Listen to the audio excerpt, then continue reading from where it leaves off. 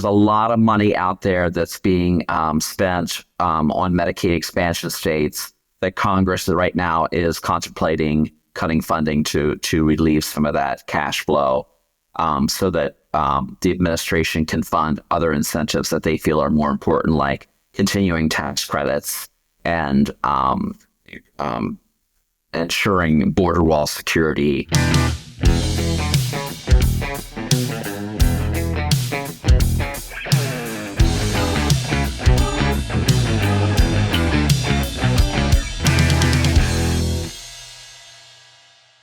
Hello and welcome to the HiFi Health News Podcast. I'm Erika Grotto. Medicaid is a health insurance program that is jointly run by the federal government and the states, and about 1 in 5 people use it. The Trump administration is considering cuts to Medicaid funding, but just who will be affected? Joining me now is Shawn Stack, a policy director at the Healthcare Financial Management Association.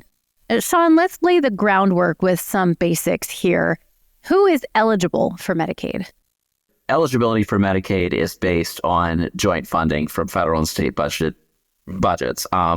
Based on this, combining income, household size, disability status, age, and other factors, that's what sets Medicaid eligibility. Because each state runs its own Medicaid program within federal guidelines, specific eligibility rules vary by state. But there are general categories that are typically consistent from state to state. So who is typically covered? Is there data on who uses Medicaid? Any demographic information? Eligibility really is chunked out into very specific populations. So low-income families and children is one, and probably the most common one. And that includes children under the age of 19. In some states, it's up to 21. Others, pregnant individuals, parents, or caregivers of minor children. In those cases, income limits really strongly apply to that population and limit that population's access. There's also groups like seniors age 65 and over. Those folks may be eligible for Medicaid alone, or they may be eligible for dual eligible programs that are both Medicare and Medicaid, known as dual eligibles. And then there's individuals with disabilities. This group of folks includes those receiving supplemental security income, or most people know that as SSI, or they meet specific state disability criteria. Children and young adults, in most states, children qualify for Medicaid or the Children's Health Insurance Program, which a lot of people know as CHIP, and those income levels go up higher than the adults. And then individuals in need of long-term care, including nursing home care or home and community-based services, often with both income and asset limits set at the state level. And in some states that adopted ACA Medicaid expansion, those adults aged 19 through 64 with incomes up to 138% of federal poverty levels are eligible regardless of family or disability status. I definitely want to get back to that long-term care population a little bit later. So I mentioned at the top some potential changes made to Medicaid funding by the Trump administration. What's happening there? What could change? There's a lot of area in Medicaid that is looking at that Congress is looking at cutting right now, or maybe capping, mostly surrounding those Medicaid expansion states. There's also pretty likelihood that Congress could do something around work programs, and that applies back to the folks who are working able-bodied adults that we talked about earlier in some of those programs, the folks that qualify under family coverage or being part of a family who are not those non-pregnant adults that could be working, applying some criteria there to get them off Medicaid and get them back in the workforce so they're under employer-sponsored benefits. That's not a big piece of the population, but there's a lot of money out there that's being spent on Medicaid expansion states that Congress right now is contemplating cutting funding to relieve some of that cash flow so that the administration can fund other incentives that they feel are more important, like continuing tax credits and ensuring border wall security and things like that. Something else the administration has talked about quite a bit is fraud within Medicaid. What do we need to know about fraud? And that's something that I think the administration has been very gray on. And that's something that we're waiting to see what they'll look at. So when they talk about fraud, waste, and abuse in Medicaid, most likely they're talking about folks who have not had active redeterminations for Medicaid coverage completed at the state level. And they are looking at folks who may have not been employed when they went on Medicaid benefits, but have since found employment and should have been kicked off Medicaid and were not reassessed. They're talking about hospitals or providers who have maybe billed for services they shouldn't have been billed for. Fraud, waste, and abuse is a broad topic that the administration is looking at, and rightly so. But I think we're very concerned on what and how they are categorizing fraud, waste, and abuse, because that area can get very gray very quickly. I want to discuss Medicaid and long-term care for a moment. So nursing home services and such.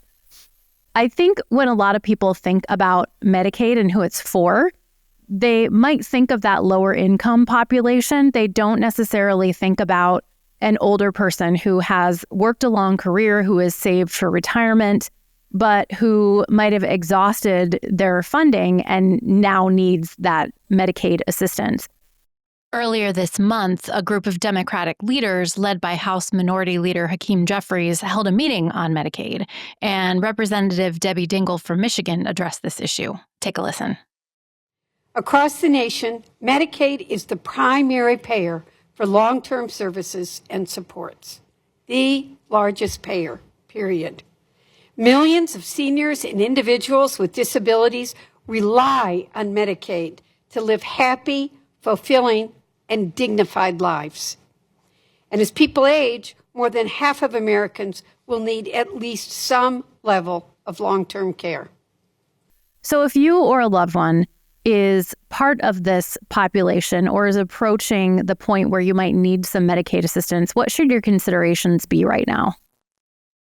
Yeah, so Erika, you're right. Medicare does not cover long-term care or nursing home care ongoing like a lot of folks think. It does have a very set of limited benefits there.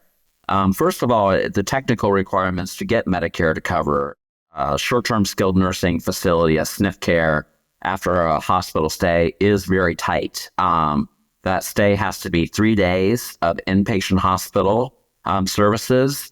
They must be admitted to the SNF or the skilled nursing home facility within 30 days of the hospital discharge, and and Medicare requires daily skilled nursing care or therapy that must be provided under the supervision of licensed professionals. After the 100th day, Medicare, that's the end of your Medicare benefits. So for those who have exhausted all their resources, meaning all their assets, then they need to apply for Medicaid for ongoing coverage to stay in a nursing home and to be able to afford that care. So that's where Medicaid long-term coverage comes into play. After that 100th day of being in a nursing home and being on Medicare completely stops paying, and then that patient is responsible for the remaining bills.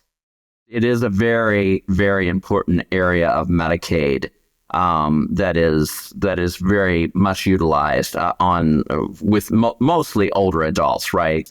This program for long-term care coverage through Medicaid, that eligibility is both income of the patient must meet income limits as well as asset limitations, and that's generally limited to right around $2,000 in countable assets. Long-term care covers everything from institutional care in nursing homes, room, board, nursing care, therapies, personal care, medical equipment. It also can include community-based services like personal care assistance, adult daycare through healthcare facilities, respite care for family givers, case management, transportation, home modifications that the elderly need to to live and be well at home, and then homemaker services. So such an important benefit, Erika, for those who are most fragile in our communities, those elder populations who are all already on Medicare, but who have ran out of assets to offset some of the costs of that very important care, because we all know how expensive long-term care and around-the-clock care is for those folks. If you'd like to know more about how Medicaid works or how to apply, you can visit Medicaid.gov for more information or your individual state's website. That's it for us today. I'm Erika Grotto for HiFi Health News. Thanks for watching.